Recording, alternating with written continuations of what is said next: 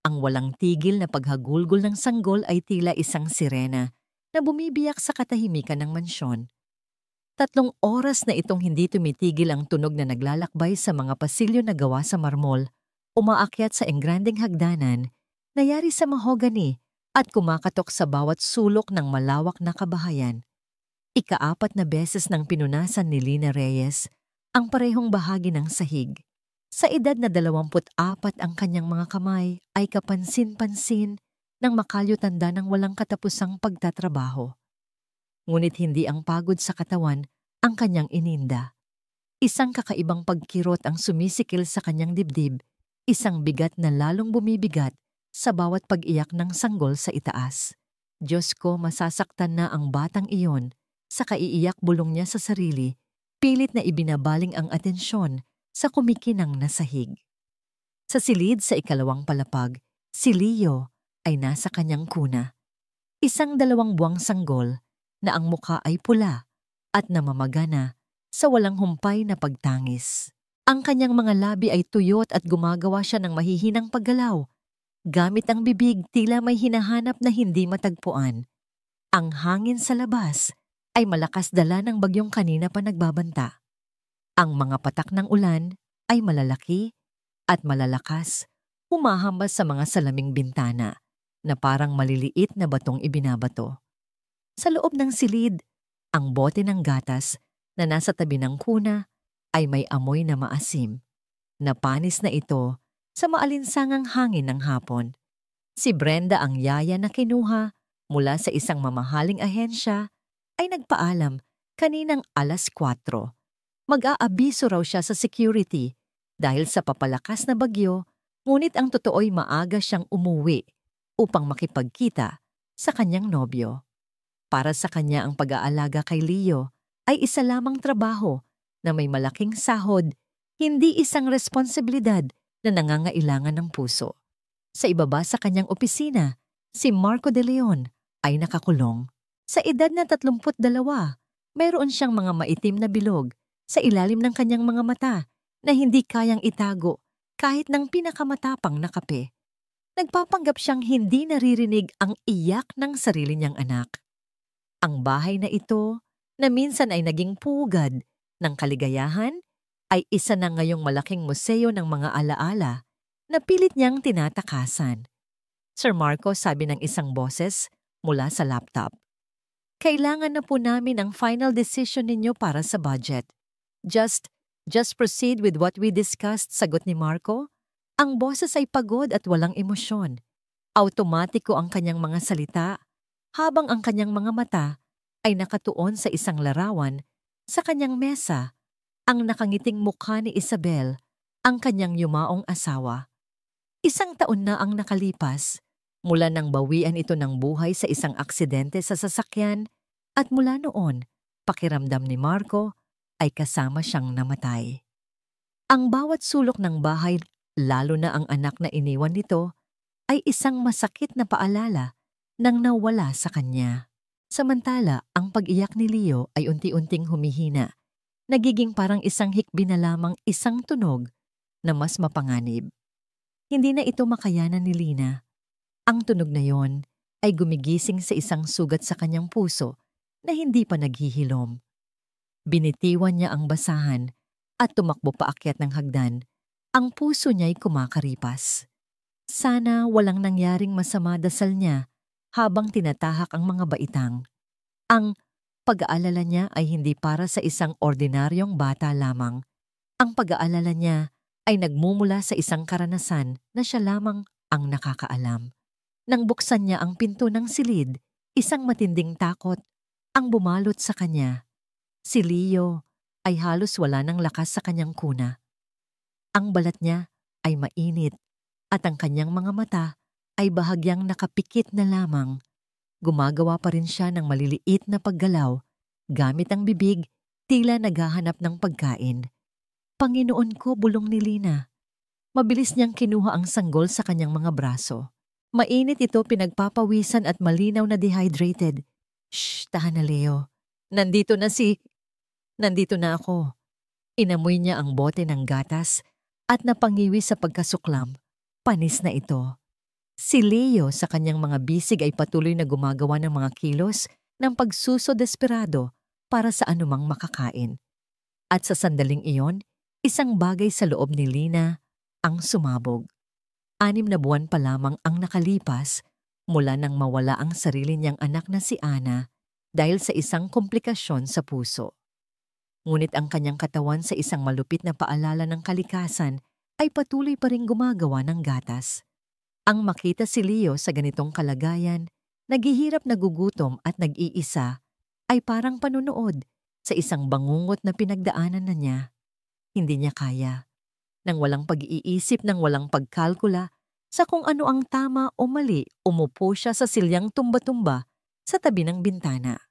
Maingat niyang inayos ang sanggol sa kanyang kandungan at sa isang kilos na kasing natural ng paghinga, inalok ang kanyang dibdib sa nagugutom na bata. Agad na tumigil sa pag-iyak si Leo. Dumede siya ng may lakas ng isang taong nasa bingit ng kamatayan at sa wakas ay nakahanap ng kaligtasan. Ang maliit niyang Cam dumede, siya nang may lakas ng isang taong nasa bingit ng kamatayan at sa wakas ay nakahanap ng kaligtasan. Ang maliit niyang kamay ay nakakapit sa damit ni Lina at ang kanyang buong katawan ay nag-relax sa mga bisig nito. Isang malalim na katahimikan ang bumalot sa silid, isang katahimikan na mas matindi pa kaysa sa ingay kanina. Sa labas patuloy ang pag-alulong ng hangin at ang walang awang paghampas ng ulan, ngunit sa loob ng silid na yon, sa silyang tumba-tumba tila huminto ang mundo. Shh! Ayan na. Ayos na bulong ni Lina habang marahang hinahaplos ang malambot na buhok ng sanggol. Isang halo ng matinding ginhawa at matinding kirot ang sabay na dumaloy sa kanyang katawan. Ginhawa dahil ang paghihirap ng munting anghel na ito ay natapos na. Kirot dahil ang bawat paghigop ni Leo ay isang paalala. Ang gatas na ito, ang kalingang ito, ay para dapat kay Ana. Muling sumilay sa kanyang isipan ang mukha ng kanyang anak. Ang mga mata nitong laging nangungusap ang munti nitong nangiti na nagbibigay liwanag sa kanyang mundo. Sa loob ng ilang linggo matapos itong mawala ang pakiramdam ng bigat at pamamaga sa kanyang dibdib, ay isang pisikal na pagdurusa na idinagdag sa emosyonal niyang pagkasira. Ito ay isang katawan na handang mag-aruga, ngunit walang sanggol na aarugain. Ngayon, narito si Leo. Isang sanggol na hindi niya kadugo, ngunit sa sandaling ito ay tila karugtong ng kanyang kaluluwa. Ang pagtanggap ng bata sa kanyang kalinga ay nagdulot ng isang uri ng kapayapaan na matagal na niyang hindi naramdaman. Tila may isang bahagi sa kanya na muling nabuo, isang bahagi na namatay kasama ni Ana. Sumandal si Lina sa silya, ipinikit ang kanyang mga mata at hinayaan ang kanyang sarili na malunod sa sandali. Hindi na niya inisip si Marco. Hindi na niya inisip si Brenda. Hindi na niya inisip ang posibilidad na masisante siya sa trabaho. Ang tanging mahalaga ay ang mainit na katawan ng sanggol sa kanyang mga braso at ang mahinang tunog ng pagdede nito. Nagsimula siyang umawit isang uyayi na matagal nang nakatago sa kanyang puso. Ito ang kantang inihanda niya para kay Ana, ang kantang inaawit niya habang ito'y nasa sinapupunan pa lamang niya. Tulog na bunso kong mahal. Ang nanay ay naririto lang. Ang kanyang boses ay mahina nanginginig sa simula, ngunit unti-unting naging matatag. Ang bawat nota ay puno ng pagmamahal at lumbay. Umaawit siya para kay Leo, ngunit umaawit din siya para kay Ana. Isang awit ng pagbati at pamamaalam. Ilang minuto ang lumipas. Ang pagdede ni Leo ay unti-unti nang bumagal, hanggang sa tuluyan na itong nakatulog ang bibig ay bahagyang nakaawang pa may bakas ng gatas sa gilid ng labi. Ang kanyang paghinga ay malalim at panatag, ang dibdib ay marahang tumataas at bumababa. Ang pamumula sa kanyang mukha ay napalitan ng isang mapayapang kulay. Maingat na maingat inayos ni Lina ang kanyang damit at dahan-dahang tumayo.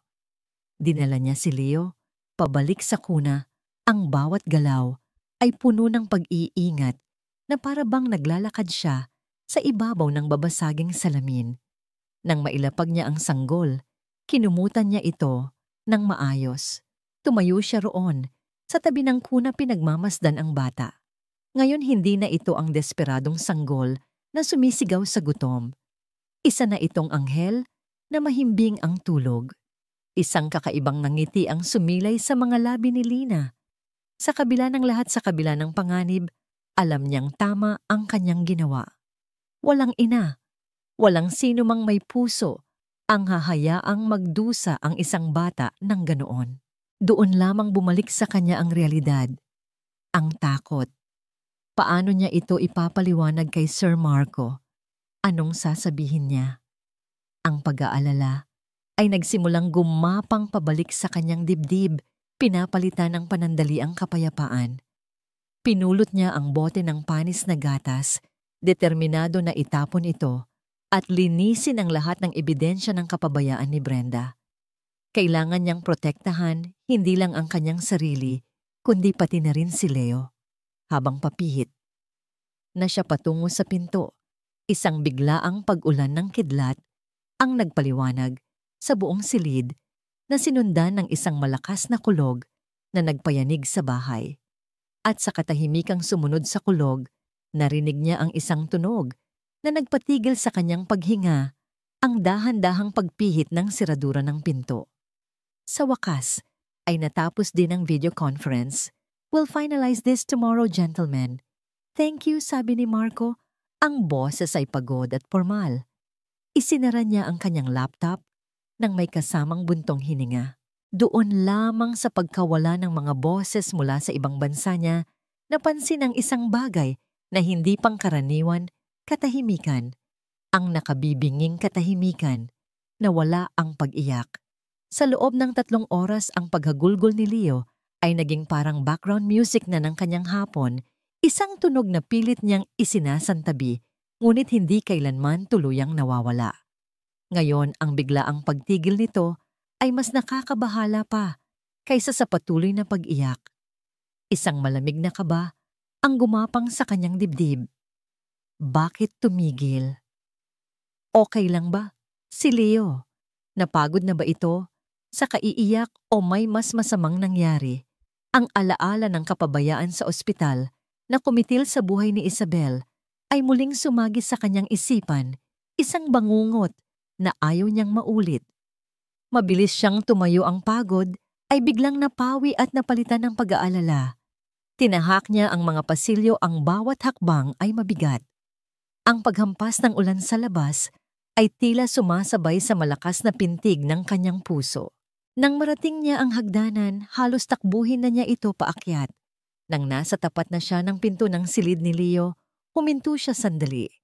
Kinalma niya ang kanyang sarili. Ayaw niyang takutin ang bata kung sakaling natutulog lang ito. Dahan-dahan niyang pinihit ang seradura, ang metal ay halos walang ingay na umikot. Itinulak niya ang pinto ng marahan at doon natigilan siya. Nanigas. Ang eksenang tumambad sa kanya ay isang bagay na hindi niya inaasahan, isang bagay na hindi kayang iproseso agad ng kanyang isipan. Sa silyang tumba-tumba sa tabi ng bintana, nakaupo si Lina. Sa kanyang mga bisig mahimbing na natutulog si Leo. Ang malambot na liwanag mula sa bintana na sinasala ng manipis na kortina ay lumilikha ng isang tila banal na sinag sa kanilang dalawa. Mukha silang isang perpektong larawan, isang ina at isang anak, magkayakap sa isang mapayapang hapon. Ang eksena ay napakakalma, napakanatural, na parang ito ang pinakatamang bagay sa mundo. Ngunit para kay Marco ito ay mali. Ganap na mali. Tumagal ng ilang segundo bago nakapagsalita si Marco. Ang kanyang utak ay nagpupumilit na unawain ang nakikita. Si Lina ang tagalinis, si Leo ang kanyang anak. Magkasama sa ganoong paraan. Anong ginagawa mo rito? Ang boses ni Marco ay garalgal, isang halo ng pagkalito at nagsisimulang galit. Hindi ito pasigaw, ngunit puno ng bigat. Sa tunog ng kanyang boses, napatalon si Lina sa gulat. Ang kapayapaan sa kanyang mukha ay biglang naglaho, napalitan ng matinding takot. Ang kanyang mga mata ay nanlaki at mabilis niyang inayos ang kanyang damit habang mahigpit na niyakap si Leo na para bang poprotektahan ito mula sa isang panganib. Ang bata ay bahagyang gumalaw, ngunit hindi nagising.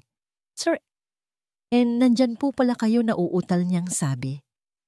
"Pipasensya na po. Kaya ko pong ipaliwanag." Ipaliwanag ulit ni Marco. Humakbang siya papasok ng silid. Ang kanyang presensya ay tila pumuno sa buong kwarto.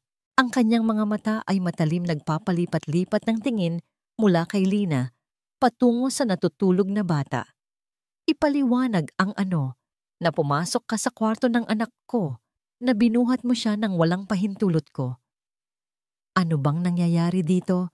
Lina, sir, kasi po masama na po ang pakiramdam niya. Mabilis na paliwanag ni Lina, ang mga salita ay nagkukumahog na lumabas sa kanyang bibig. Kanina pa po siya iyak ng iyak. 3 oras na po. Wala na po si Brenda, umuwi na dahil sa bagyo. At yung gatas niya po, panis na. Itinuro niya ang bote sa mesa na ngayon ay malinis na. Ngunit naroon pa rin bilang ebidensya. Pero hindi yan nagbibigay sa iyo ng karapatan na huminto si Marco sa gitna ng kanyang sasabihin. Napako ang kanyang tingin kay Leo. Sa unang pagkakataon mula nang mamatay si Isabel, nakita niya ang kanyang anak na tunay na payapa. Ang paghinga nito ay malalim at kalmado. Ang mga kilay na laging magkasalubong sa iritasyon ay nakarelax. May bahid pa ng ngiti sa mga labi nito. Hindi pa niya nakita si Leo ng ganito. Mula nang isilang si Leo ay palaging iritable, laging umiiyak, mahirap patahanin. Si Brenda ay laging nagrereklamo. Si Manang Celia ay laging nag-aalala.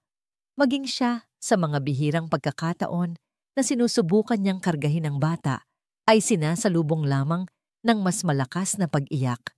Ngayon heto, si Leo natutulog na parang isang anghel sa mga bisig ng babaeng ito. Bakit siya ganyan katahimik, tanong ni Marco? Ang galit sa kanyang boses ay unti-unting napapalitan ng purong pagtataka. Nangingilid ang mga luha sa mata ni Lina. Gutom na gutom po siya, sir. At mataas na po ang lagnat niya kanina, pinagpapawisan. Natakot po ako. Wala na pong ibang paraan. Lumapit si Marco dahan-dahan na parang isang hayop na maingat na sinusuri ang isang hindi pamilyar na bagay. Inobserbahan niya ang kanyang anak. Ang kulay ng balat nito ay hindi na mapula at ang paghinga nito ay panatag. Pakiramdam niya ay ngayon lang niya tunay na nakita ang kanyang anak, malayo sa pagiging isang pasanin na laging umiiyak. Pero paano mo? Ibig kong sabihin, saan ka kumuha ng... Hindi niya matapos ang tanong. Ang implikasyon nito ay napakabigat, napakapersonal. Isang makapal na katahimikan ang muling namayani sa silid. Yumuko si Lina, ang kanyang boses ay halos pabulong na lamang nang sumagot siya. Nawala po ang anak ko, 6 na buwan na ang nakalipas. Ang mga salitang yon ay tumama kay Marco na parang isang malakas na suntok sa sikmura. Ang sakit. Alam niya ang sakit na yon. Iyon ang parehong sakit na nararamdaman niya araw-araw mula nang mawala si Isabel. May gatas pa po ako, patuloy ni Lina. Ang mga luha ay sunod-sunod nang pumatak sa kanyang mga pisngi. Pero wala na po akong anak. Nang makita ko po si Leo na nagkakaganyan, na naghihirap, hindi ko po nakayanan. Naalala ko po si Ana, hindi ko po siya kayang pabayaan. Napatingin si Marco kay Leo na payapang natutulog sa mga bisig ni Lina. Tila natagpuan ng kanyang anak ang isang bagay na kahit siya ang sarili nitong ama ay hindi maibigay. Ang galit na naramdaman niya kanina ay unti-unting natutunaw, nahahaluan ng isang kakaibang pasasalamat. Iniligtas niya si Leo. Ngunit kasabay nito ang sitwasyon ay komplikado. Sobrang komplikado. Umuwi ka na, Lina. Sabi niya sa wakas, ang boses ay pagod. Bukas na tayo mag-usap ng maayos tungkol dito. Nanginginig ang mga kamay ni Lina habang maingat na inililipat si Leo sa mga braso ni Marco. Ang paglipat ay puno ng delikadesa na para bang isang napakahalagang kayamanan ang kanyang ipinapasa. Napakagaan ng bata sa kanyang mga bisig, ngunit ang bigat ng responsibilidad ay nakapapanghina. Pakainin niyo po siya agad.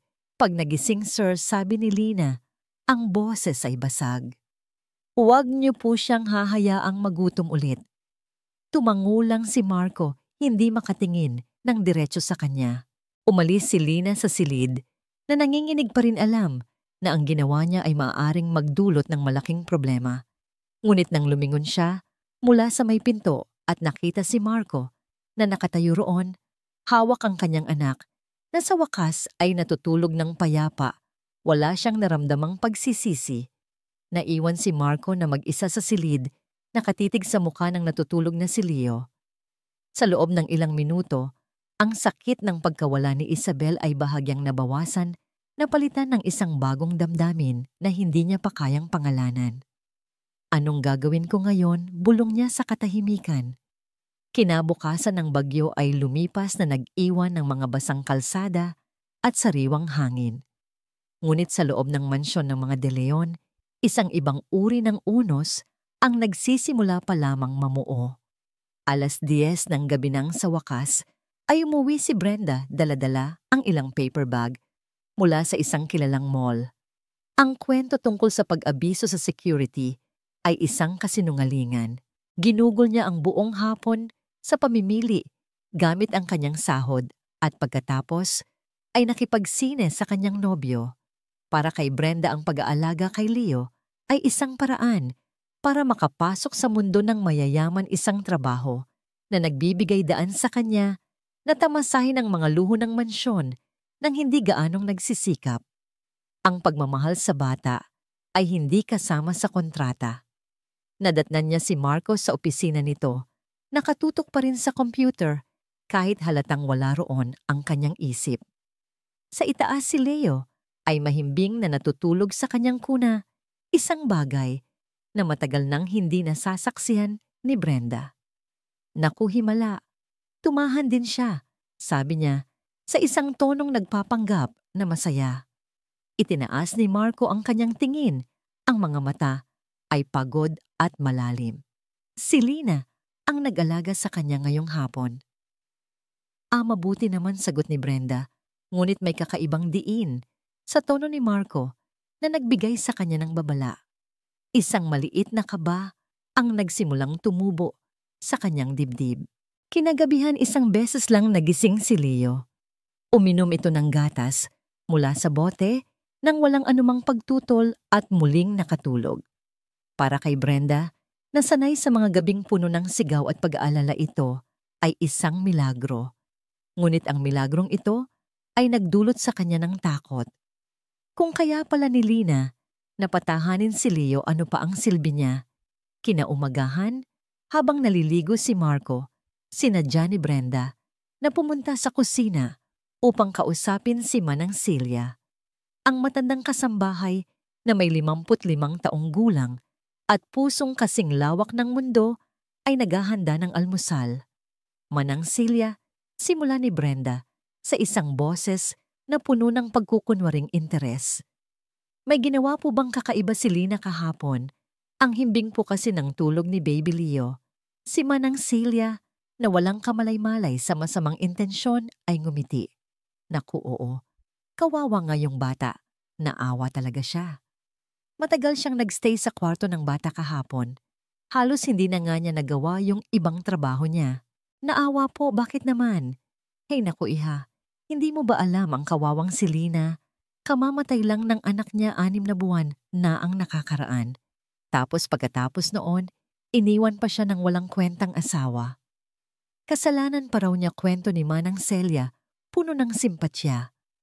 Isang matalas na kislap ang dumaan sa mga mata ni Brenda. Inggit. Ito ang naramdaman niya. Kung magiging malapit si Marco kay Lina, Kung makikita nito na mas mahusay si Lina sa pag-aalaga, maaaring mawala sa kanya ang pinakamagandang trabahong nakuha niya sa buong buhay niya. Iniwan po siya ng asawa niya. Bakit daw po, tanong ni Brenda, nagpapatuloy sa kanyang pangingisda ng impormasyon. Sabi raw, mahina daw si Lina. Hindi raw marunong mag-alaga, kaya nagkasakit yung anak nila. Sobrang sama. Di ba nagdadalamhati na nga yung tao, sinaktan pa lalo, dagdag ni Manang Silya, umiiling-iling. Ang mga ngipin ng isipan ni Brenda ay nagsimulang umikot, naghahanap ng paraan para gamitin ang impormasyong ito. Nakakita siya ng isang perpektong oportunidad para sirain si Lina at iligtas ang kanyang posisyon. Manang sabi niya, lumapit kay Manang Celia at ibinaba ang kanyang boses na para bang may ibinubulong na isang malaking sikreto. Pwede po ba akong magsabi ng isang bagay? Pero sana po sa atin lang to. Oo naman iha. Ano yon? Gumawa si Brenda ng isang nag-aalalang ekspresyon. Kasi po, kahapon, may nakita po akong ginagawa si Lina. Medyo kakaiba po. Kakaiba. Anong klaseng kakaiba? Pinapadede niya po si Baby Leo.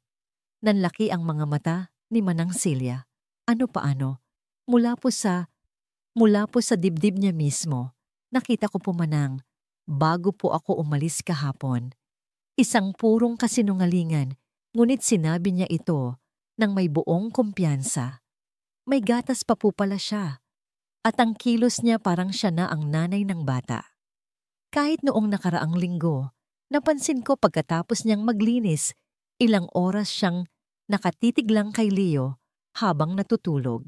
Si Manang Silya ay natigilan, hindi alam kung ano ang iisipin. Baka naman gusto niya lang talagang tumulong. Alam mo na nagluluksa pa yung tao.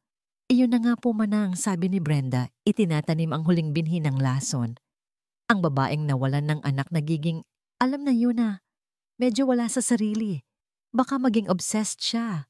Delikado po yun para kay Baby Leo at para kay Sir Marco. Hinayaan ni Brenda na lumutang ang mga salitang iyon sa hangin bago siya nagpaalam na aakyat na. Ang lason ay naitanim na kay Manang Celia. Ngayon oras na para ikalat ito sa labas. Kinuha niya ang kanyang telepono at tinawagan si Tita Ditas, si Soledad Velez, sa tunay na buhay ang hindi opisyal na reyna ng mga tsismosa sa kanilang subdibisyon at ang presidente ng kanilang Homeowners Association. Si Tita Ditas ay matalik na kaibigan ng yumaong ina ni Isabel at itinuturing niya ang kanyang sarili bilang tagapagtanggol ng dangal ng pamilya De Leon. Tita Ditas, si Brenda po ito, yaya ni Leo. Malambing niyang simula. Oh, Brenda Hija.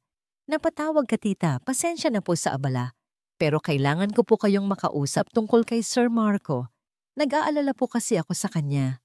Bakit, anong nangyari, tita? Yung bagong katulong po kasi. Si Lina. Palagay ko po sinasamantala niya ang sitwasyon. Anong ibig mong sabihin? Nawalan po siya ng anak kamakailan lang. At ngayon po, parang nagiging obsessed na siya kay Leo. Tita, nahuli ko po siyang pinapadede ang bata kahapon. Mula po sa sarili niyang dibdib. Halos mabitawan ni Tita Ditas ang kanyang telepono. Ano, hindi ako makapaniwala. Seryoso ka ba, opo, tita? At palagay ko po, ginagamit niya ang bata para makuha ang simpatya ni Sir Marco. Alam niyo na po, para akitin siya. Para palitan ang pwesto ni Ma'am Isabel sa bahay na to. Walang hiya ang kawawang si Marco. Hindi pa ba sapat na nawalan na siya ng asawa? Galit na sabi ni Tita Ditas. Iyon na nga po ang iniisip ko, tita. Kailangan pong may magbabala sa kanya bago pa lumala ang sitwasyon. Bago pa maging isang malaking iskandalo. Huwag kang mag-alala, Hija. Ako ang bahala dito, matigas na sabi ni Tita Ditas. Kakausapin ko ang mga kaibigan ko. Hindi magtatagumpay ang oportunistang yan. Nang ibaba ni Brenda ang telepono, isang ngiti ng tagumpay ang sumilay sa kanyang mga labi. Ang mga haligi ng haka-haka ay naitayo na. Ngayon, kailangan na lang niyang hintayin na gumuho ang mundo ni Lina. Hindi nakatulog ng maayos si Marco. Ang mga salita ni Lina tungkol sa pagkawala ng kanyang anak ay umalingaw-ngaw sa kanyang isipan kasabay ng imahe ng payapang mukha ni Leo. Ngunit sa pagdating ng umaga, ang simpatiyang nagsimulang sumibol sa kanyang puso ay nilason ng mga panlabas na puwersa na hindi niya kayang kontrolin. Ang telepono ay nagsimulang tumunog bago pa man siya makababa para sa almusal. "Marco, apo, kumusta ka?" Boses iyon ni Tita Ditas. Matamis ngunit may pahiwatig ng awtoridad. "Nakarating sa akin ang isang nakababahalang balita." "Tita Ditas, good morning po."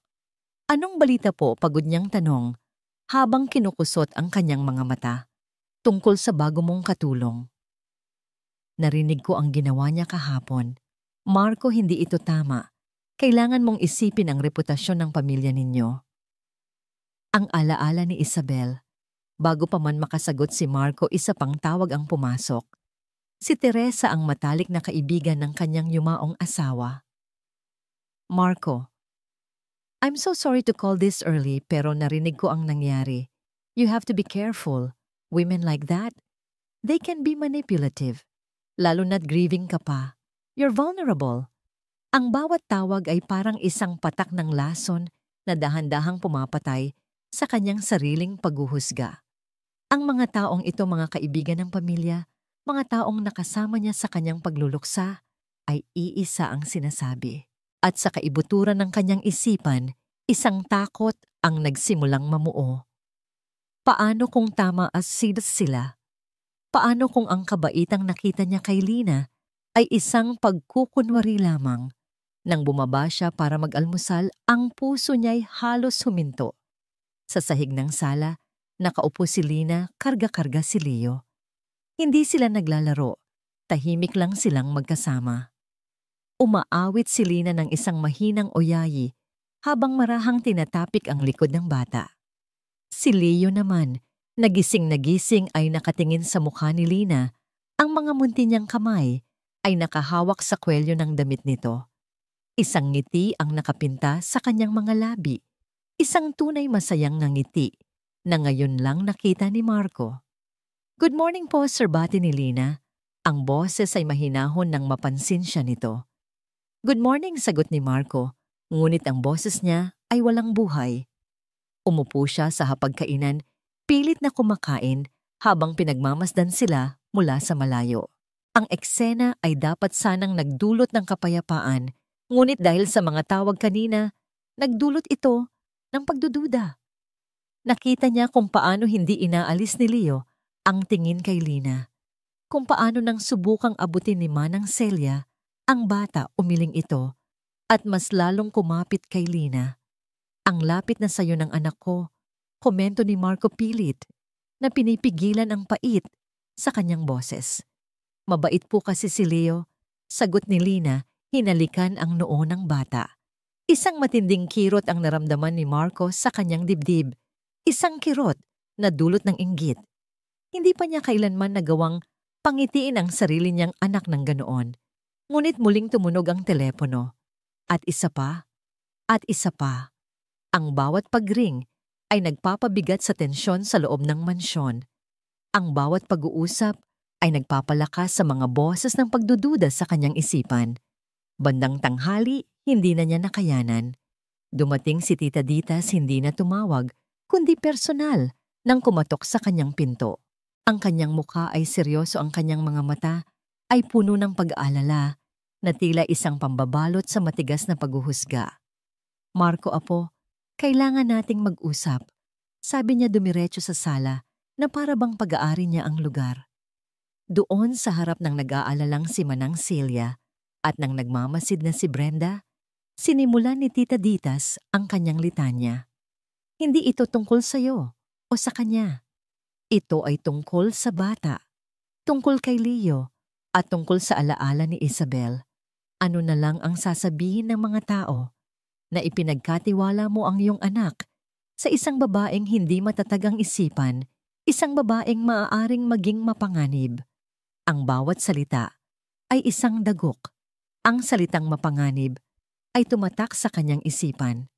Ang kahinaan ni Marco na nag-ugat sa kanyang pagluluksa at kawalan ng kakayahang kumonekta sa sariling anak ang naging daan para sa lason na tuluyang pumasok. Nang matapos ang kanilang pag-uusap, si Marco ay isa ng ibang tao. Ang pagdududa ay naging desisyon. Isang desisyon na wawasak sa kanya kahit hindi pa niya ito alam. Lina, tawag niya ang kanyang boses, ay malamig at formal, na parang hindi sila nagkaroon ng isang makahulugang sandali kagabi.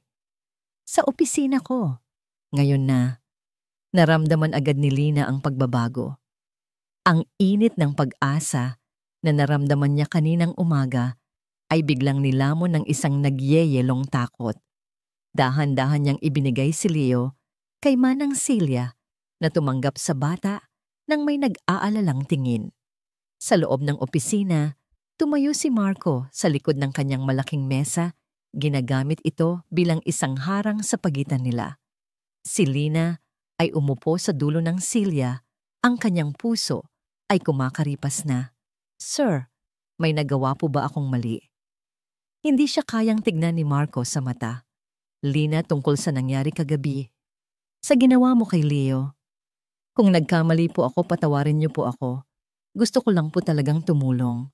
Hindi ito tungkol sa tama o mali." Sabi ni Marco, ang boses ay walang emosyon. Ipinasa niya ang kamay sa kanyang buhok, isang senyas ng pagkabalisa na pilit niyang itinatago. May mga kumakalat na usapan. Usapan po tungkol saan humugot ng malalim na hininga si Marco. Ang bawat salitang lalabas sa kanyang bibig ay parang mga piraso ng bubog na kanyang nilulunok. Na sinasamantala mo raw ang sitwasyon ko, na dahil nawalan ka ng anak, sinusubukan mo ngayong angkinin ang anak ko. Ang kulay sa mukha ni Lina ay biglang naglaho na, para bang sinampal siya. Ang kanyang mga labi ay bahagyang nakaawang sa hindi makapaniwalang sakit. "Sir, hindi po yan totoo. Hinding-hindi ko po gagawin yon. Pinadede mo siya, Lina," diretsahang sabi ni Marco. Ang kanyang tono ay nagiging mapanghusga, nang hindi nagpapaalam, nang hindi iniisip kung ano ang sasabihin ng iba. Pero masama po ang pakiramdam niya. Mamamatay na po siya sa gutom. Wala pong ibang tao. Ang boses ni Lina ay nagsimulang manginig sa desperasyon.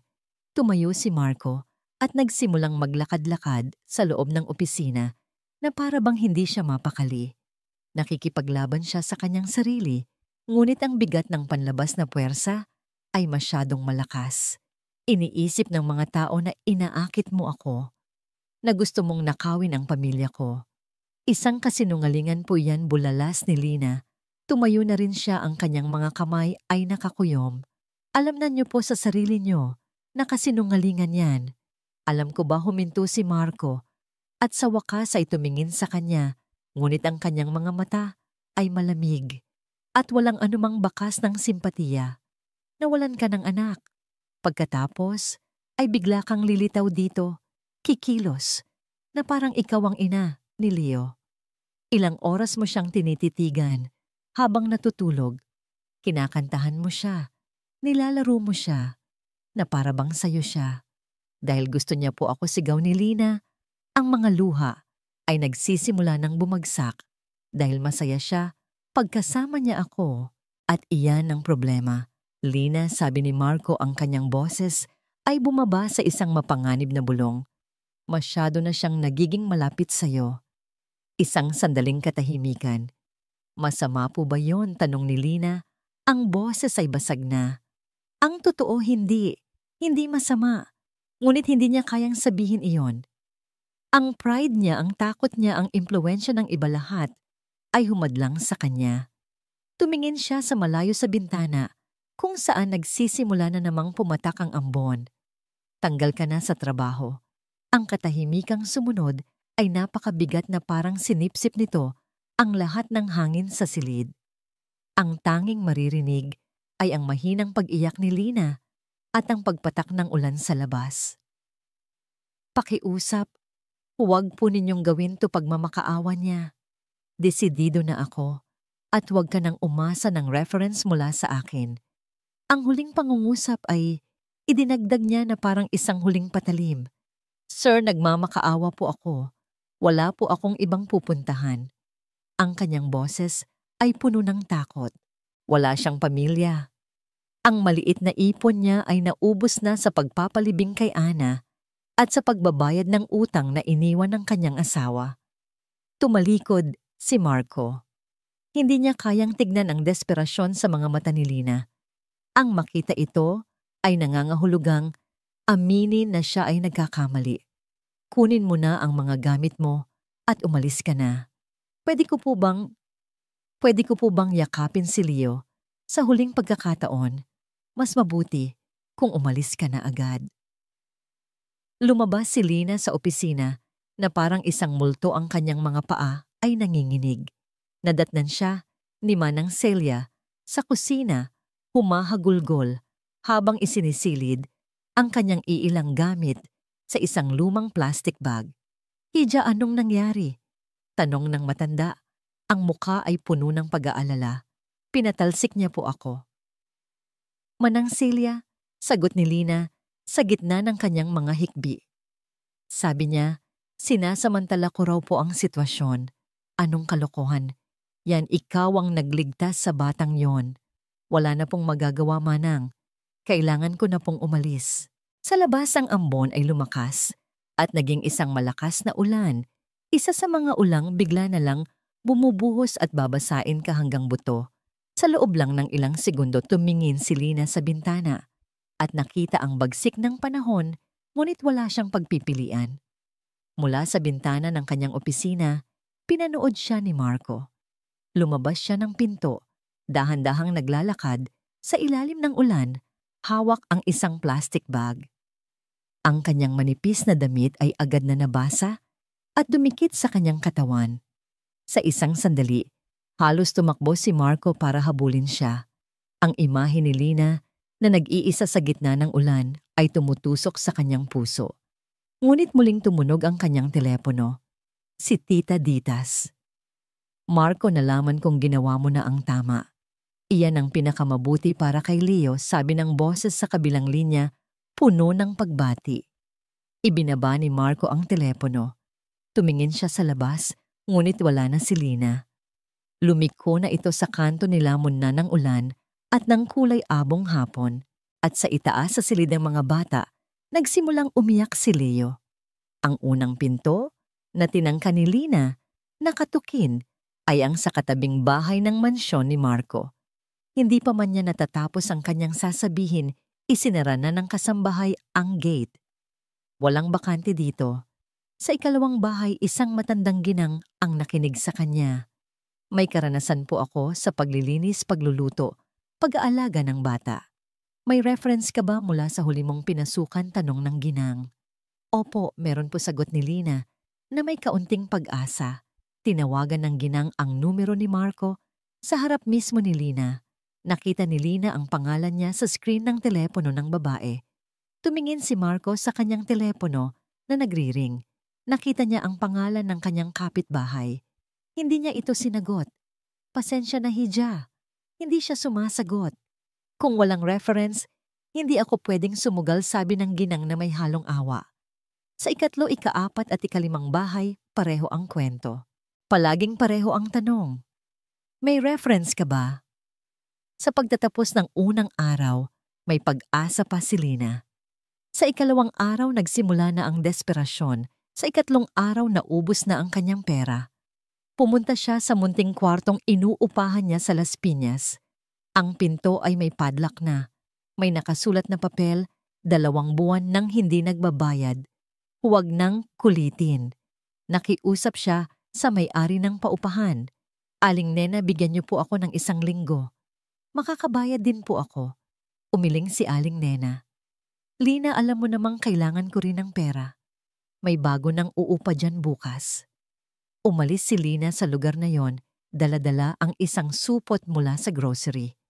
Ang lahat ng pag-aari niya sa mundo ay kasya na ngayon sa isang plastic bag. Ang unang gabi sa lansangan ay isang bangungot na hindi niya kailanman inakala. Natulog siya sa isang bangko sa plaza, gamit ang isang lumang dyaryo bilang kumot. Ang lamig ay tumagos hanggang sa kanyang mga buto at hindi siya nakatulog dahil sa takot. Sa ikalawang gabi, 3 lalaki ang lumapit sa kanya habang sinusubukan niyang matulog sa ilalim ng isang waiting shed. "Miss, nag-iisa ka. Gusto mo ng kasama?" Tumakbo siya ng mabilis at nagtago sa likod ng isang simbahan hanggang sa sumikat ang araw. Sa ikatlong gabi niya nakilala si Tatay Romy, isang 60 taong gulang na lalaki. Maputi na ang buhok, na 10 taon nang nakatira sa lansangan. Isa siyang security guard na nawalan ng trabaho dahil sa katandaan. "Bago ka lang dito?" No, tanong nito. "Paano niyo po nalaman karanasan? May hitsura ka pa ng taong may bahay," sabi ni Tatay Romy na may maliit na ngiti. Itinuro niya ang isang flyover sa di kalayuan. "Halika, sumama ka sa amin. Mas ligtas doon." Sa ilalim ng flyover may isang maliit na komunidad ng mga 5 tao. Bawat isa ay may sariling karton, sariling iilang gamit at sariling malungkot na kwento. Mga kasama si Lina to. Kailangan niya ng tulong pakilala ni Tatay Romy. "Welcome sa club," sabi ng isang matandang babae na nagpakilalang si Nanay Rosa na nawalan ng bahay nang ibenta lahat ng anak niyang lulong sa droga. Itinuro ni Tatay Romy kay Lina ang mga patakaran ng kalye kung saan makakakuha ng pagkain mula sa mga naglilimos na simbahan, kung aling mga lugar ang hindi pinapansin ng mga pulis, at kung paano protektahan ang sarili. "Ang mahalaga, iha, huwag mong hayaang mawala ang dignidad mo. Nasa kalye man tayo, tao pa rin tayo." Ngunit habang lumilipas ang mga araw, unti-unting nagbabago si Lina. Ang kanyang mga damit ay naging marumi at punit. Ang kanyang buhok ay laging magulo. Mabilis siyang pumayat dahil ang paghahanap ng pagkain ay isang araw-araw na pakikibaka. At ang pinakamasakit sa lahat, ang kanyang katawan ay patuloy pa ring gumagawa ng gatas. Tuwing umaga, nagigising siya na masakit at namamaga ang dibdib, isang malupit na paalala na mayroon siyang pagkain para sa isang sanggol na wala na sa kanya. "Leo, kamusta ka na kaya? Kumakain ka ba ng maayos?" Sa maghapon, habang namumulot ng mga plastic bottle na maaring ibenta si Leo, ang laging nasa isip niya, kung ngumingiti pa kaya ito, kung naglalaro, kung hinahanap siya. "Anak ko." Hindi ka nakalimutan ni Nanay, bulong niya sa hangin. Pagkatapos ng 2 linggo sa kalye, nang mapatingin si Lina sa salamin ng isang tindahan, hindi niya nakilala ang sarili niyang refleksyon. Payat, marumi, at may malalalim na maitim na bilog sa ilalim ng kanyang mga mata. May mga araw na kinakausap niya ang kanyang sarili, inaalala ang mga laro nila ni Leo. Ang dignidad na sinasabi ni Tatay Romy ay unti-unti nang nagiging mahirap pang hawakan. Ang mansyon ay naging isang larangan ng digmaan. Mula sa sandaling umalis si Lina, si Leo ay bumalik sa dati, o mas malala pa. Ang pag-iyak niya ay naging isang walang katapusang sigaw ng pagdurusa na umalingaw-ngaw sa bawat sulok ng malungkot na bahay. Sa unang gabi, nawala si Lina, hindi nakatulog si Marco kahit 1 minuto. Si Leo ay umiyak halos buong gabi na tumitigil lamang kapag napagod na, at pagkatapos ng ilang minuto ay magsisimula muli. "Anak, ano ba, tahan na. Nandito si Papa." Sinusubukang pakalmahin ni Marco ang bata. Ngunit tila lalo lang itong nagagalit sa kanyang mga bisig. Tinutulak ni Leo ang kanyang dibdib, umiiwas sa kanyang mga halik, at sumisigaw na para bang nasasaktan. Tinatanggihan nito ang bote ng gatas, itinatapon ang mga laruan at hindi mapakali.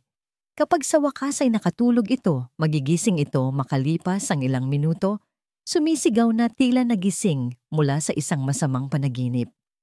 Si Brenda naman ay nagpapanggap na tumutulong. "Ganyan po talaga, sir. May mga face po ang mga baby. Lilipas din po yan," sabi niya sa isang tonong puno ng pekeng simpatiya. Ngunit nakikita ni Marco na hindi siya nag-aalala. Sa katunayan, tila nakakaramdam pa ito ng ginhawa na wala na si Lina para ikumpara sa kanya. Pagkatapos ng 3 araw na walang tulog, umupa Si Marco ng isang emergency na yaya. Si Aling Sonia na may 20 taong karanasan. Hayaan niyo po sa akin, Sir Marco. Sanay na po ako sa mga ganito, kumpiyansang sabi ni Aling Sonia. 2 oras ang lumipas, pagod na ito. Diyos ko, hindi ko pa po nakita ang isang batang ganito ka-iritable. Ayaw po sa akin. Ayaw sa gatas. Ayaw sa lahat ng bagay, reklamo nito. Si Leo ay tumatanggi sa kanyang karga, tinatabig ang bote ng gatas at umiiyak ng may tindig na nakakasakit sa tainga. Umupa si Marco ng pangalawang yaya. Si Carla isang espesyalista sa mga bagong silang na sanggol. Sinubukan niya ang ibang paraan. Sir Marco, sabi ni Carla, pagkatapos ng isang hapon, kasama si Leo. Ang batang ito ay dumaranas ng isang uri ng trauma. Trauma na gulat na tanong ni Marco. Sanggol pa lang siya. Ang mga sanggol po ay nakakabuo ng napakalakas na emotional bond. Kapag nawala ang mga bond na yon, nagdurusa sila ng husto, paliwanag ni Carla. Anong bond? Namatay ang nanay niya nung ipinanganak siya? Sabi ni Marco, na pilit pa ring itinatanggi ang katotohanan. Mayroon po bang isang partikular na tao na nag-aalaga sa kanya? Isang tao na nakikita niya araw-araw. Halos mabanggit ni Marco ang pangalan ni Lina, ngunit pinigilan niya ang kanyang sarili. Ang pag-amin nito ay parang pag-amin sa kanyang pagkakamali. Wala namang espesyal na tao. Ang ikatlong yaya ay si Gang Reyes, ang pinakamahal at pinaka-eksperyensadong yaya sa buong Alabang. Sir, sa 25 taon ko sa propesyon na ito, ngayon lang po ako nakakita ng ganitong kaso, sabi niya pagkatapos ng isang araw.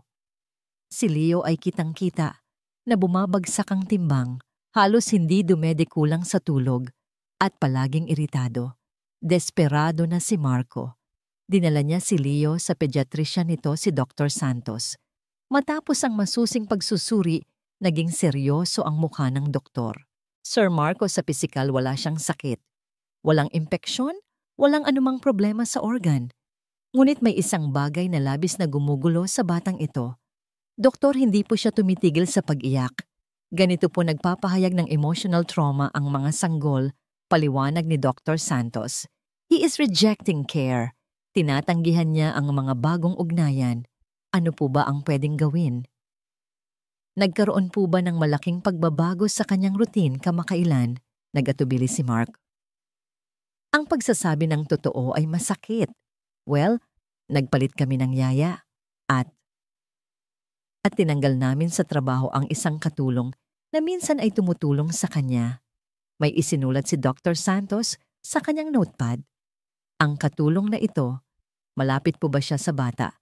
Medyo po, sagot ni Marco, ang boses ay mahina. Sir Marco, ang mga sanggol ay napakasensitibo.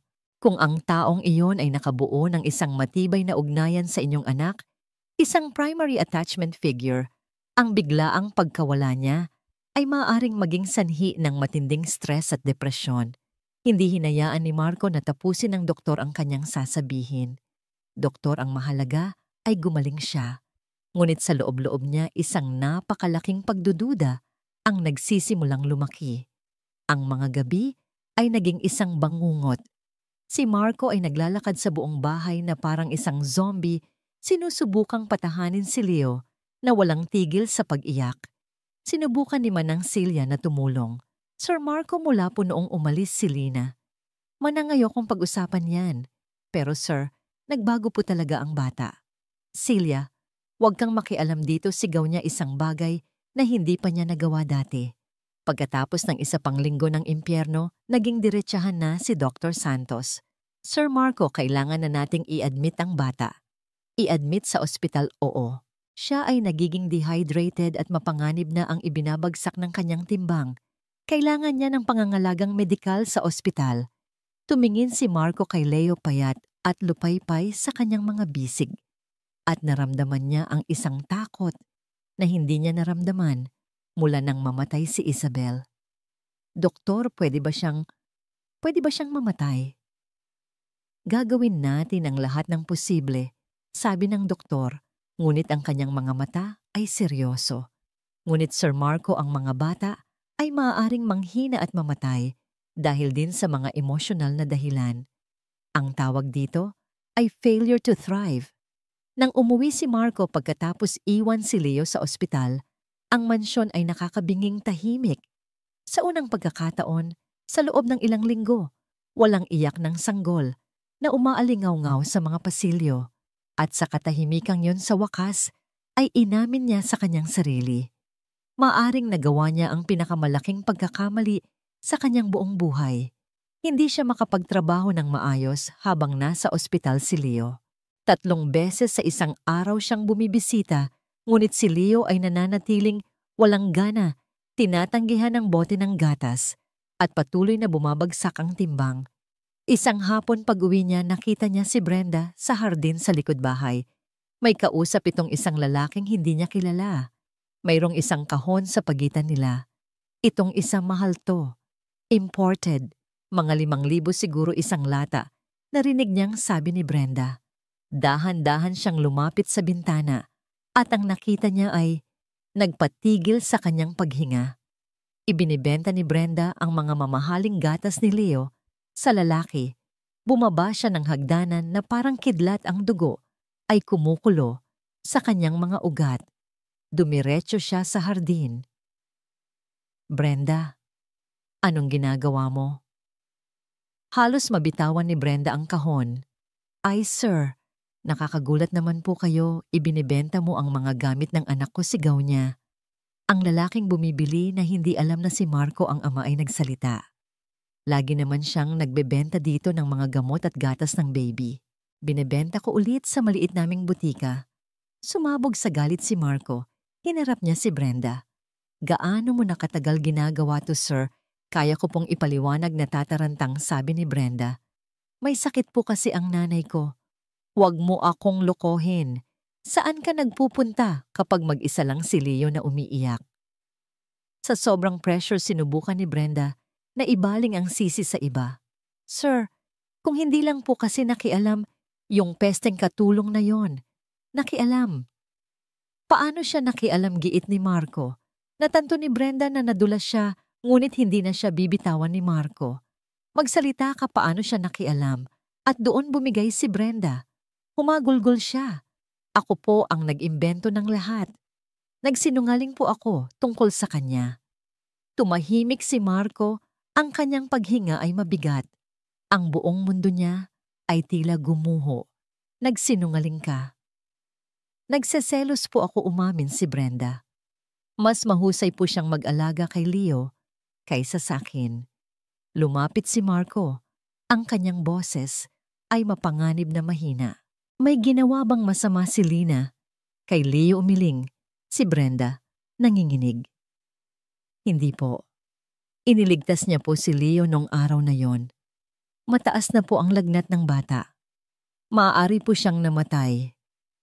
Maaari siyang namatay, ulit ni Marco, ang bawat salita ay isang patalim.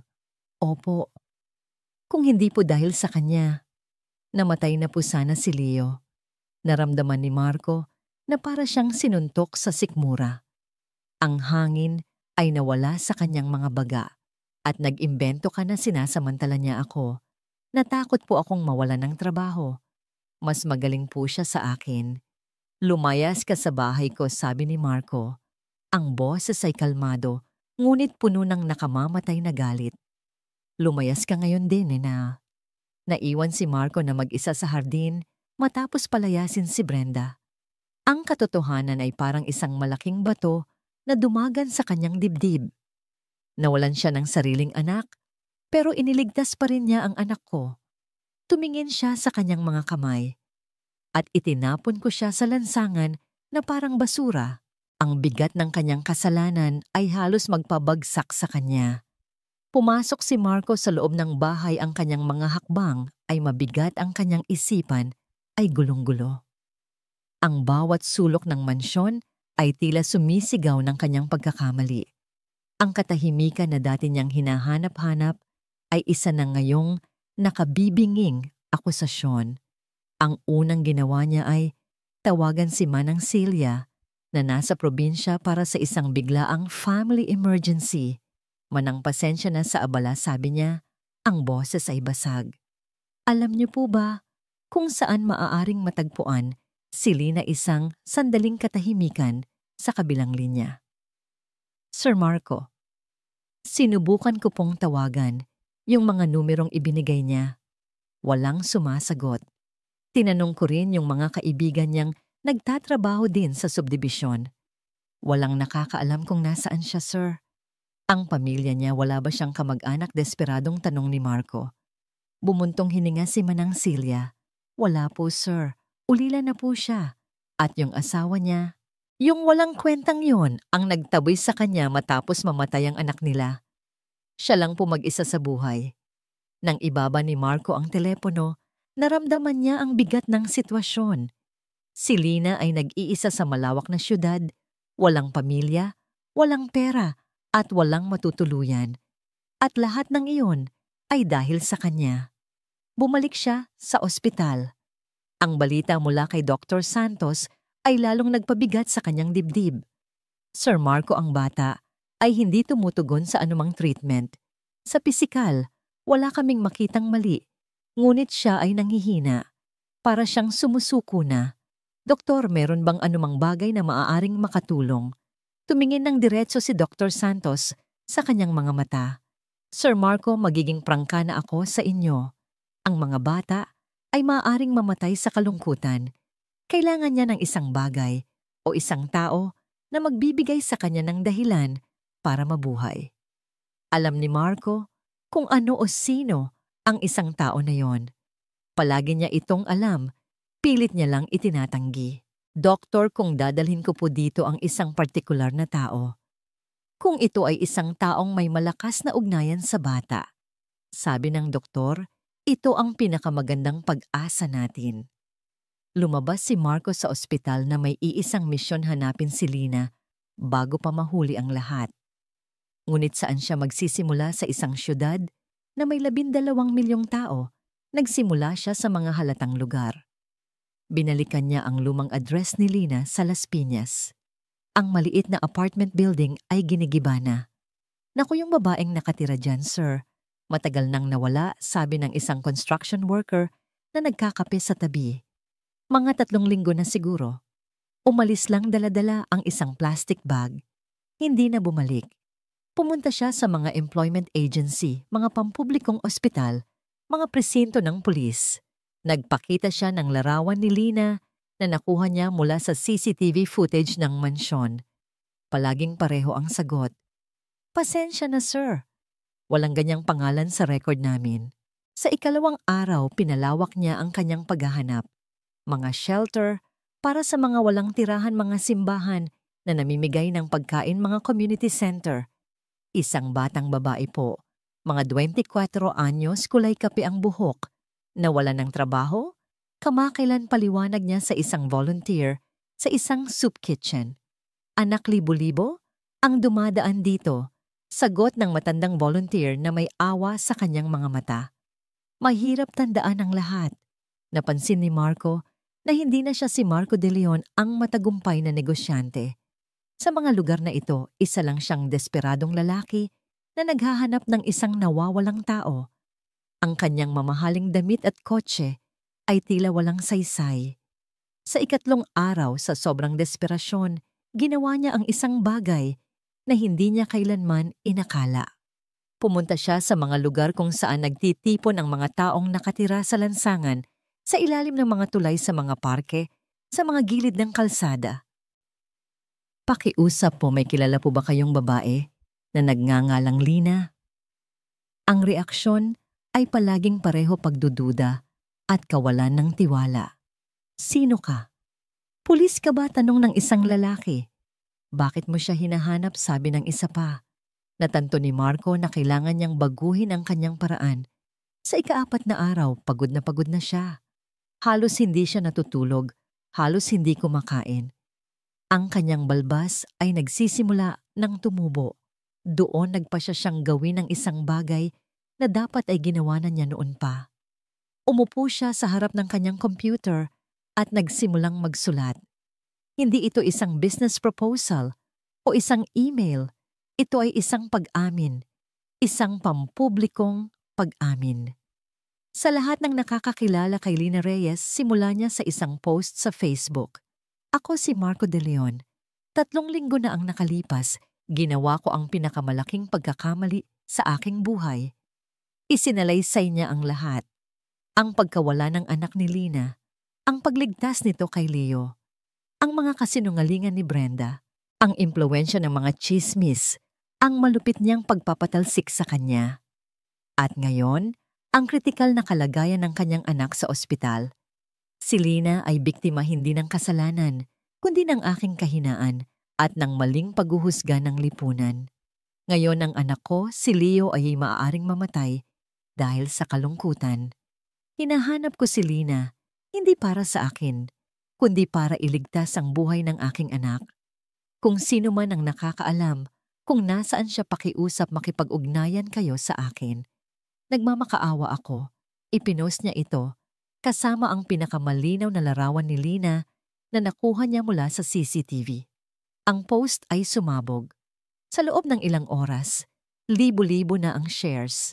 Ang mga komento ay bumuhos, mga komento ng galit sa kanya, awa para kay Lina at mga panalangin para kay Leo.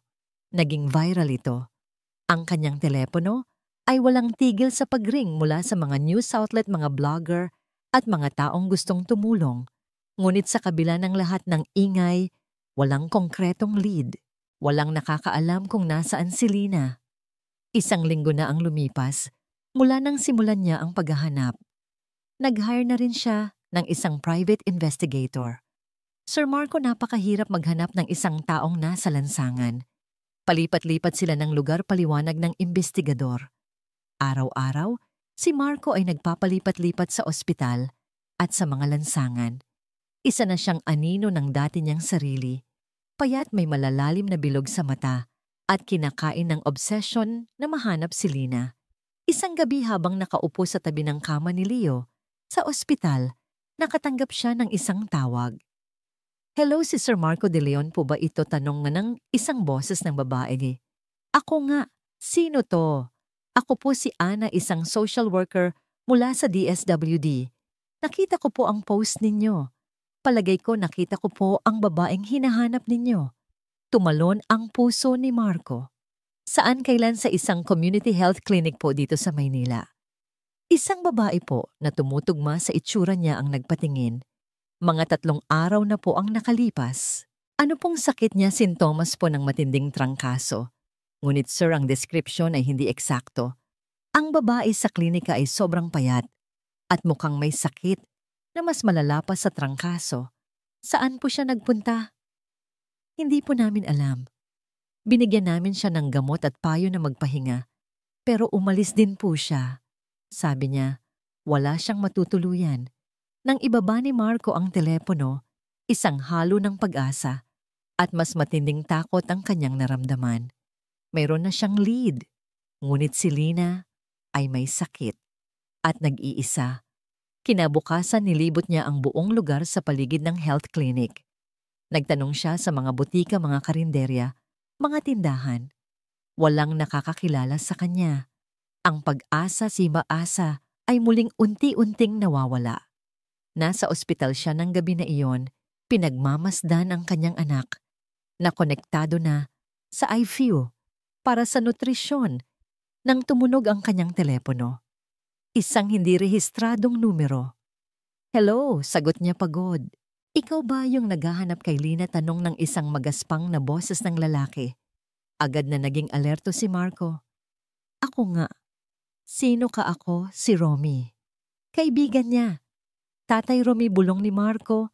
Naaalala ang pangalan mula sa mga komento sa Facebook na nagsasabing isang matandang lalaki ang huling nakitang kasama ni Lina.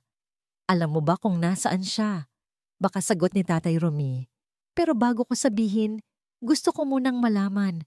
Bakit mo siya hinahanap? Humugot ng malalim na hininga si Marco. "Dahil nagkamali ako. Isang malaking pagkakamali na kailangan kong itama." "Anong klaseng pagkakamali?" "Naniwala ako sa kasinungalingan at itinapon ko siya sa lansangan. Ngayon ang anak ko na iniligtas niya ay nasa bingit ng kamatayan. Isang mahabang katahimikan. Napakalaki nga ng kasalanan mo, iho, sabi ni Tatay Romy sa wakas. Alam ko po, kaya kailangan ko siyang mahanap. Pakiusap. Bumuntong hininga si Tatay Romy. Masama ang lagay niya, iho. Napakasama. Nasaan po siya sa ilalim ng flyover sa may EDSA Guadalupe? Pero kung sasaktan mo lang ulit siya, hindi na po. Pangako mabilis na sagot ni Marco. Ibinigay ni Tatay Romy ang eksaktong lokasyon. Hindi na nag-aksaya ng panahon si Marco. Iniwan niya ang natutulog na si Leo sa pangangalaga ng mga nurse at tumakbo palabas ng ospital. Ang kanyang puso ay kumakaripas habang nagmamaneho siya sa gabi. Ang ulan ay nagsisimula na namang pumatak na parang isang paalala ng gabing itinaboy niya si Lina. Ngunit ngayon, hindi na siya tumatakas mula sa ulan. Tumatakbo siya papunta rito, umaasang hindi pa huli ang lahat. Ang ilalim ng flyover sa EDSA Guadalupe ay isang ibang mundo. Ang walang tigil na ugong ng mga sasakyan sa itaas ay nagsisilbing bubong sa isang maliit na komunidad na nabubuhay sa anino ng syudad.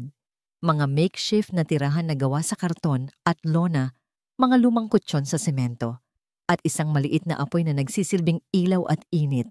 Ito ang tanawin na sumalubong kay Marco nang bumaba siya sa kanyang kotse.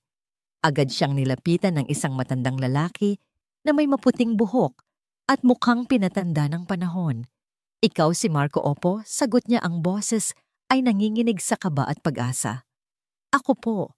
Nasaan po siya itinuro ni Tatay Romy ang isang maliit na kubol sa pinakasulok na natatakpan ng isang punit-punit na tarpaulin. Doon. Pero mataas ang lagnat niya. 2 araw nang halos hindi gumagalaw. Dahan-dahang lumapit si Marco. Bawat hakbang ay parang 1 milya ang layo. Ang amoy ng usok at ng basang lupa ay nanunuot sa kanyang ilong. Nang hawiin niya ang tarpaulin ng kanyang puso, ay tila dinurog sa kanyang nakita. Doon nakahiga sa isang maruming kutsyon at nababalutan ng mga lumang kumot ay si Lina. Ngunit hindi niya ito halos makilala. Ang kanyang buhok ay magulo at walang buhay. Ang kanyang mukha ay sunog sa lagnat, ang kanyang mga pisngi ay humpak, at ang kanyang mga labi ay tuyot at bitak-bitak. Sobra siyang pumayat na para na siyang ibang tao. Ang babaeng minsang nagdala ng kapayapaan sa kanyang anak ay ngayon ay mukhang nasa bingit mismo ng kamatayan. Lumuhod siya sa tabi nito. Lina, tawag niya, ang kanyang boses ay isang pabulong. Dahan-dahang iminulat ni Lina ang kanyang mga mata.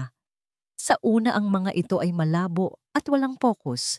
Tumagal ng ilang segundo bago niya nakilala ang mukha sa kanyang harapan. Isang ekspresyon ng pagkalito, sinundan ng sakit ang gumuhit sa kanyang mukha. Sir. Marco. Ang kanyang boses ay mahina at paos parang kaluskos ng tuyong dahon.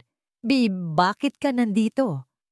Sinundo kita, sagot niya, ang mga luha ay nagsisimulang mamuo sa kanyang mga mata. Kailangan ka ni Leo. Sa pagbanggit ng pangalan ng bata, isang kislap ng buhay ang bumalik sa mga mata ni Lina. Ang mga luha ay biglang bumalong.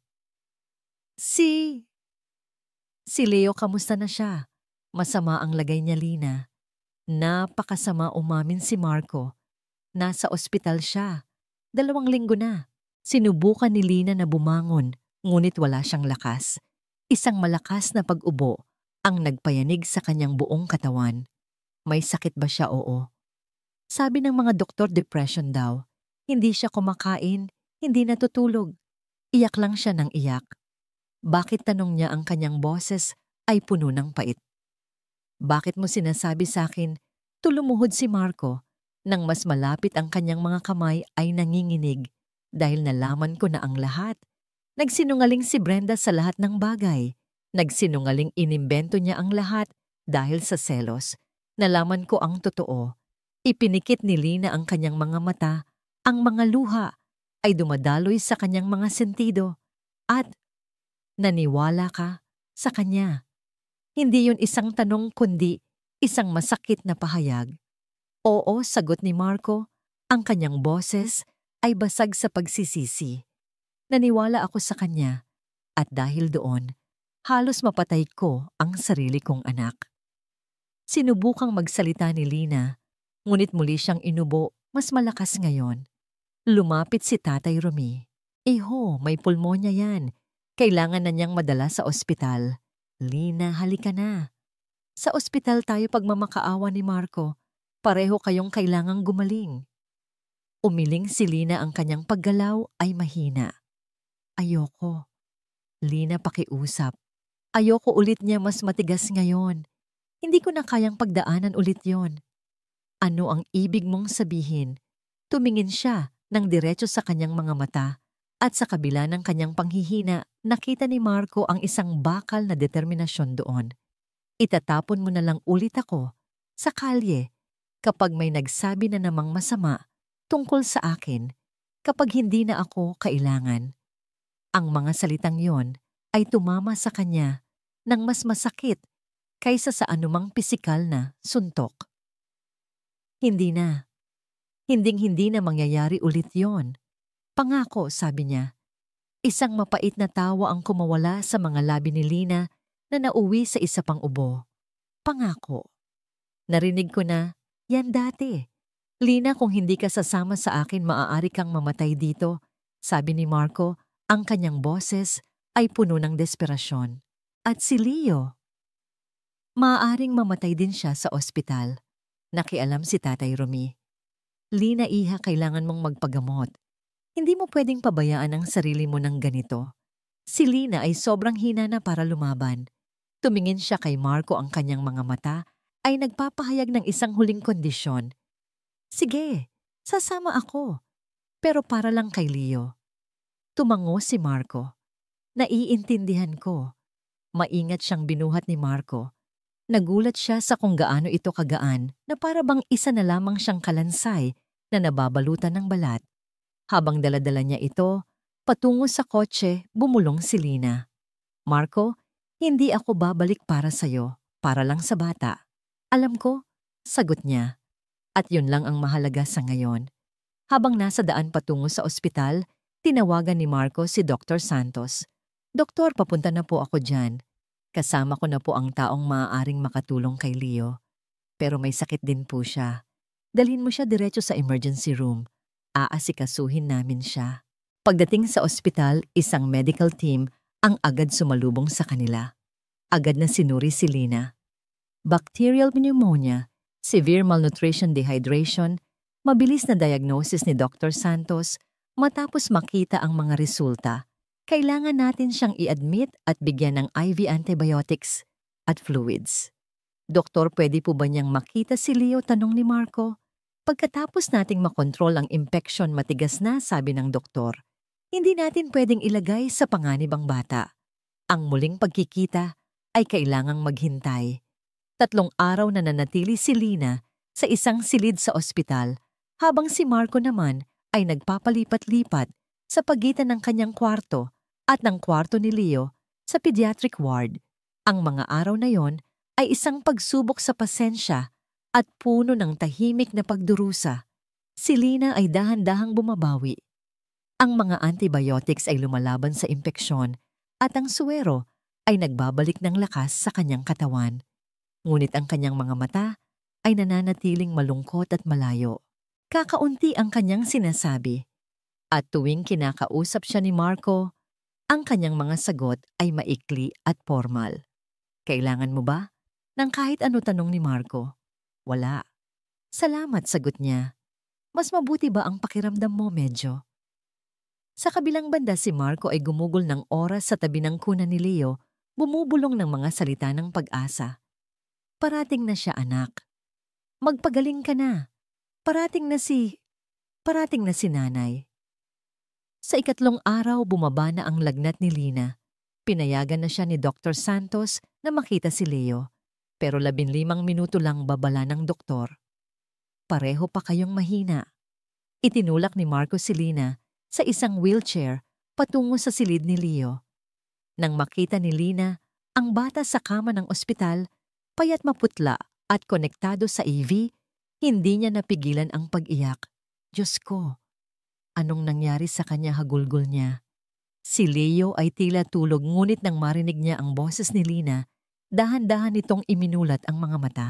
Sa isang sandali naguluhan ito, ngunit pagkatapos ay nakilala nito ang boses at ang mukha. At sa unang pagkakataon, sa loob ng ilang linggo, isang maliit mahinang ngiti ang sumilay sa mga labi ni Leo. "Hay, mahal ko," bulong ni Lina. Iniabot ang kanyang kamay para hawakan ang munting kamay ng bata. "Nandito na ako." Gumawa si Leo ng isang mahinang tunog, isang tunog ng kagalakan na matagal nang hindi naririnig ni Marco. "Pwede ko po bang subukang padedehin siya?" tanong ni Lina sa doktor. Nag-atubili si Dr. Santos ngunit tumango. "Sige, subukan mo pero dahan-dahan lang." Maingat na kinuha ni Lina si Leo mula sa kuna at inilagay sa kanyang kandungan. Mas magaan ito kaysa sa kanyang naaalala, mas marupok.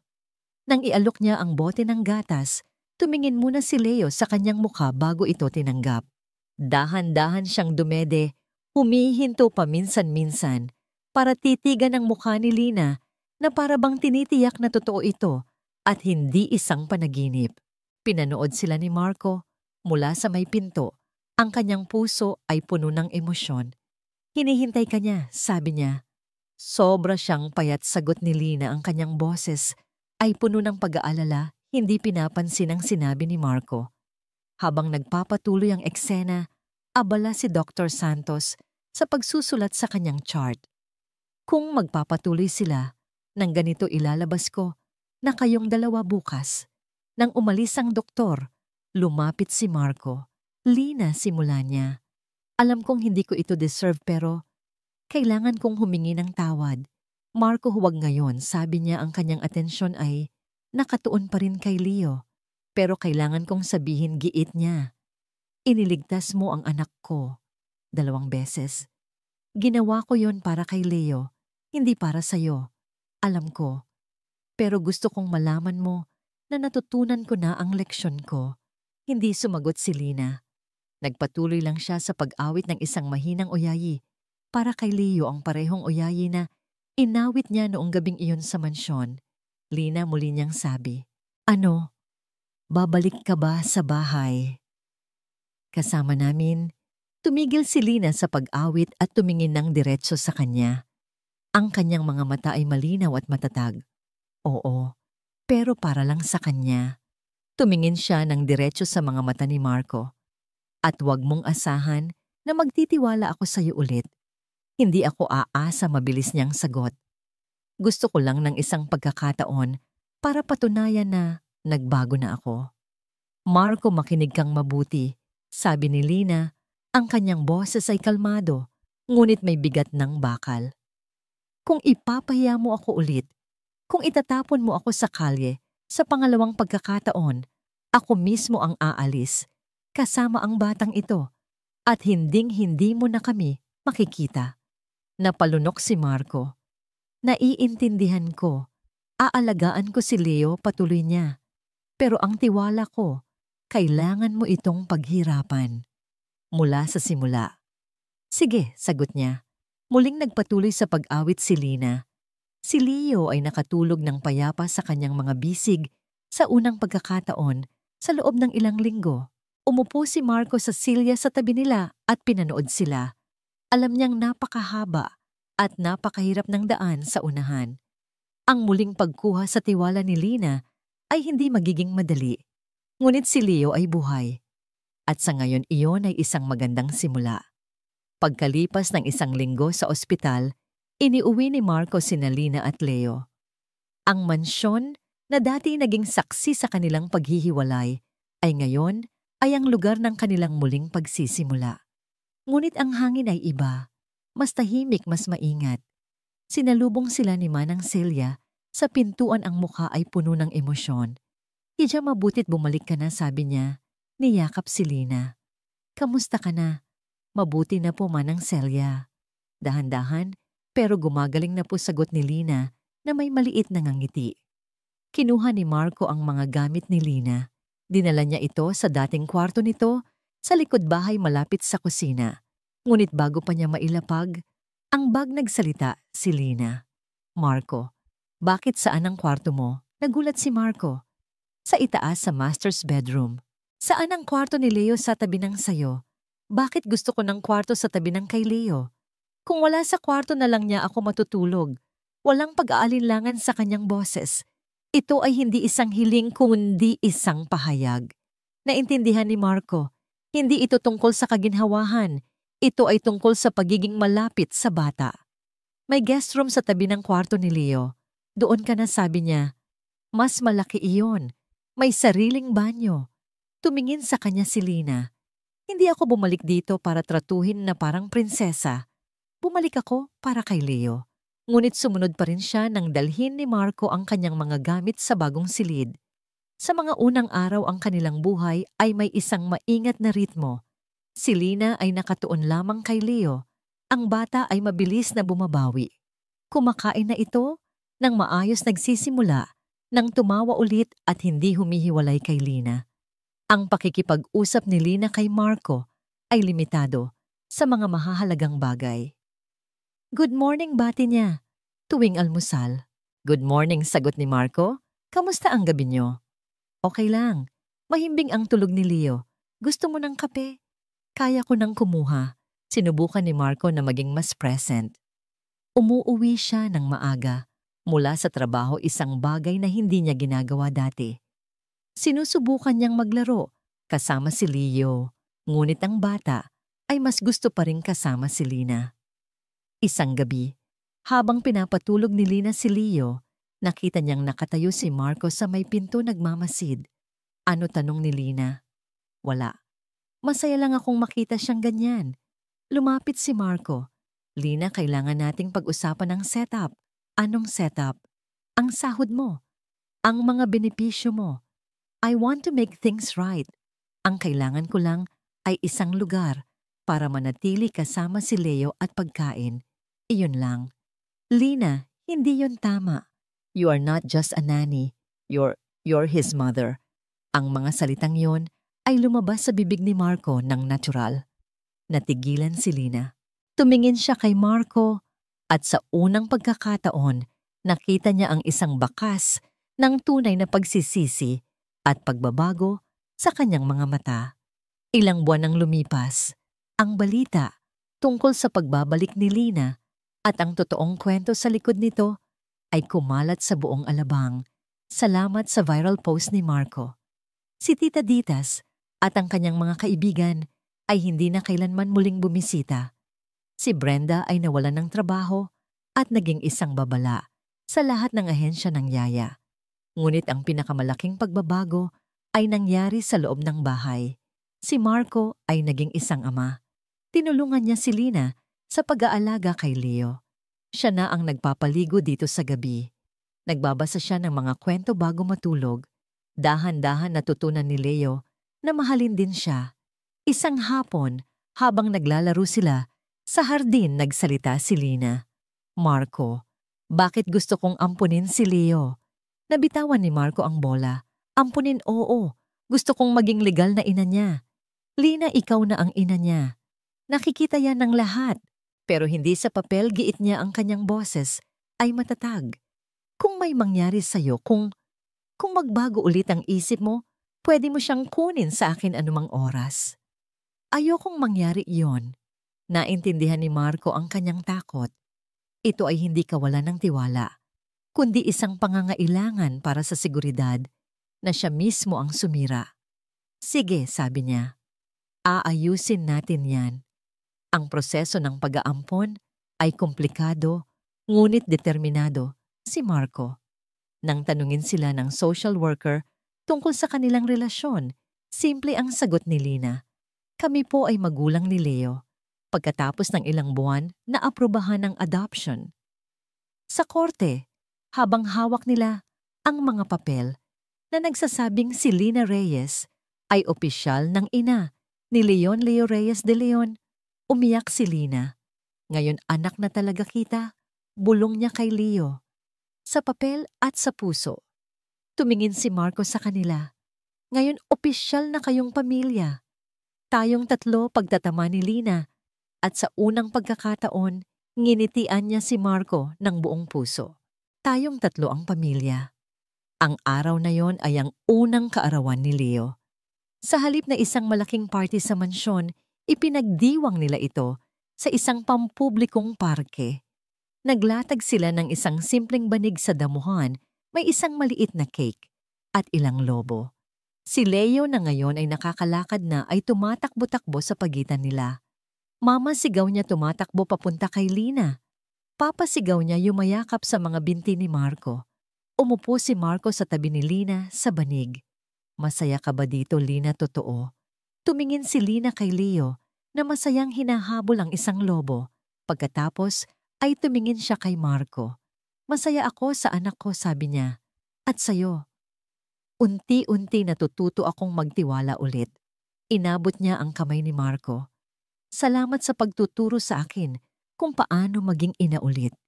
Hindi sagot ni Marco, pinisil ang kanyang kamay. Salamat sa pagtuturo sa akin kung paano maging ama. Ang kanilang pamilya ay hindi perpekto.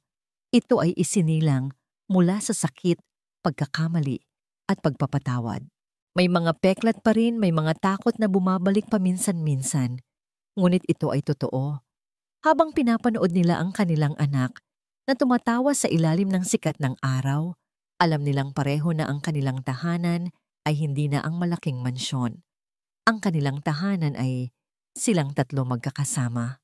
Isang bagong pamilya na binuo hindi ng dugo, kundi ng isang pag-ibig na mas malakas pa sa anumang unos.